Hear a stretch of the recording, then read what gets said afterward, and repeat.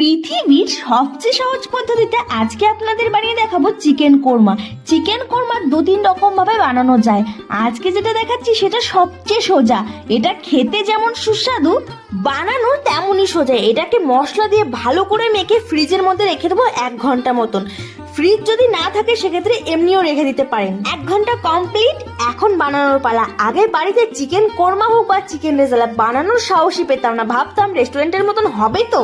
এখন দেখছি রেস্টুরেন্টে আর কি খেয়েছি, ঘরের রান্নাতেই এত সুস্বাদু, রেস্টুরেন্টের কথা মনেও পড়ে না। বাটার এবং তেল মিশিয়ে গোটা গরম মশলা ফোড়ন দিয়ে চিকেনটা দিয়ে দিয়েছি। এটাতে কোনো এক্সট্রা জল ব্যবহার হবে না, লো ফ্লেমে এটা রান্না হবে। ভালো করে রান্না হয়ে গেলে শেষে বাটার দিয়ে কিছুক্ষণ ঢাকা চাপা দিয়ে রেখে দেবো। রেডি হয়ে যাবে চিকেন কোরমা। সঙ্গে ছিল ঝরঝরে বাসন্তী পোলাও।